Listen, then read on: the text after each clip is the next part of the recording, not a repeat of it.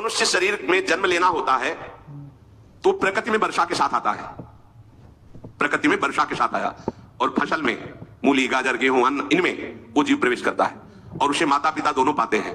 तो सप्तम धातु वीर के रूप में परिणित होता है जीव।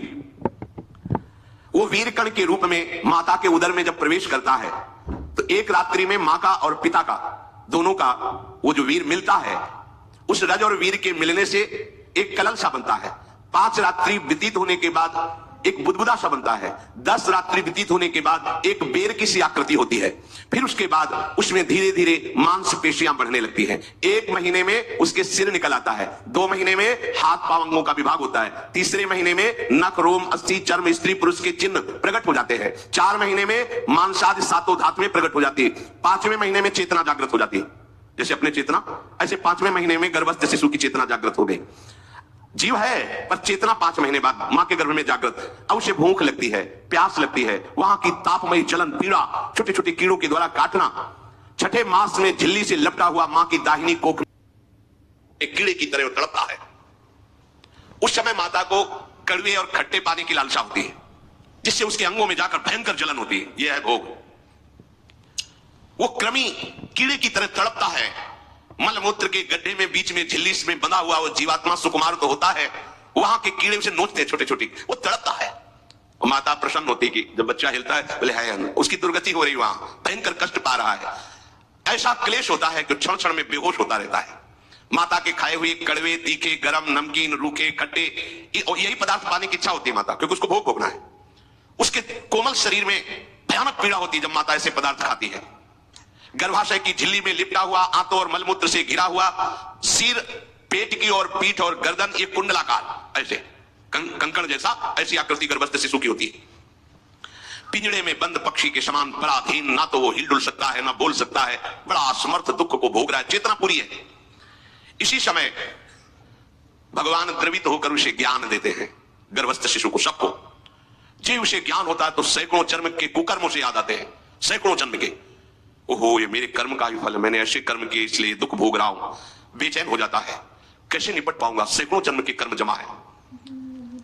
अब महान अशांति उसके हृदय में, उस शरीर में भयंकर पीड़ा, कुंडलाकार शरीर है, हिल भी नहीं सकता है, बस कीड़े काटते हैं, बड़ी तड़पन, बड़ी जलन, भूख प्यास की जलन। अब एक और भयानक जलन हुई, उसे स्मरण हो जाता है कई जन्मों के, सैकड़ों जन्मों के पाप कर्मों का। 7वां महीना आरंभ हुआ कि ज्ञान का उन्मेष हो गया। अब प्रसूति वायु उसे चला रही है, तड़पता है वो। सप्त धातु में स्थूल शरीर से बंधा हुआ वो जीव भयभीत होकर के पुकारता है, अगर कोई भगवान है तो एक बार मुझे यहां से निकाल दे। वो विनय करता है भगवान से, कोई अगर भगवान है जिसने मुझे इस बंधन में डाला है, एक बार निकाल दे यहां से, जाके केवल भजन करूंगा। जीव कहता, जंतुर्वाच तस्योपशन्नमवितुम जगदिच्छयात् नाना तनोर्भुवि चलच्चरणारविंदम सोहम ब्रजामि शरणम रकुतो भयम में येने दृशी गतिरदर्श सतोनुरूपा। हे प्रभु, मैं बड़ा अधम हूं। ये ज्ञान भगवान की तरफ से गर्भस्थ शिशु को होता है। देखो, स्वयं वो इतना कष्ट पा रहा है, फिर जब आप गर्भ हत्या करते हैं तो आपका पाप कितना बड़ा होगा, सोचो। सब माताओं से विनय है, संयम से रहो, सावधान रहो। ये हत्या ऐसी नहीं तुम्हारे दान पुण्य से क्षमा हो जाएगी। ये जो भ्रूण हत्या है, गर्भ हत्या है, बहुत बड़ा पाप है। आप लोग अज्ञान के कारण इसको ध्यान नहीं देते, इसे खिलवाड़ समझते हो। कितना ज्ञान है। बेटी ही मां है, बेटी ही बहन है, बेटी ही पत्नी बनती है, बेटी ही किसी के जीवन को धारण करने वाली बनती है। और आपने गर्भ में देख लिया बेटी है, तुम स्वयं मां होकर उसका साथ दे रहे हो, उसका नष्ट करने के लिए। हमारी तो बात ही समझ में नहीं आती, क्या बुद्धि भ्रष्ट हो गई। अगर पुरुष का इतना महत्व है तो बेटियां ना हो तो तुम्हारी कौन सी गति होगी, सोचो जरा। जीना मुश्किल हो जाएगा तुम्हारा। तुम पुरुष किस काम के रह जाओगे। तुम्हारा अर्धांग काट दिया जाए तो तुम कैसे होगे। स्त्री स्वरूप अर्धांग है। जिस घर में एक मां बहन नहीं है, स्त्री स्वरूप नहीं, स्मशान जैसा होता है। ध्यान दीजिए, ये बहुत बड़ी गलती है जो अपनी बेटियों की हत्या करते हैं, और ये वो पाप है जो अक्षम्य अपराध है। स्त्री हत्या करना शास्त्रों में बहुत बड़ा पाप कहा गया है। फिर वो तो बच्चा है, बिल्कुल नहीं। जिनसे हो गया है, श्रीमद् भागवत का सप्ताह मूल संस्कृत से सुनो और भगवान से प्रायश्चित प्रार्थना करो कि हे नाथ, भूल से गलती हो गई, दूसरा कोई उपाय नहीं, ध्यान से समझ लीजिए। तुम्हारे भ्रूण हत्या, गर्भ हत्या के पाप को नष्ट करने में एकमात्र श्रीमद् भागवत समर्थ है, दूसरा कोई नहीं।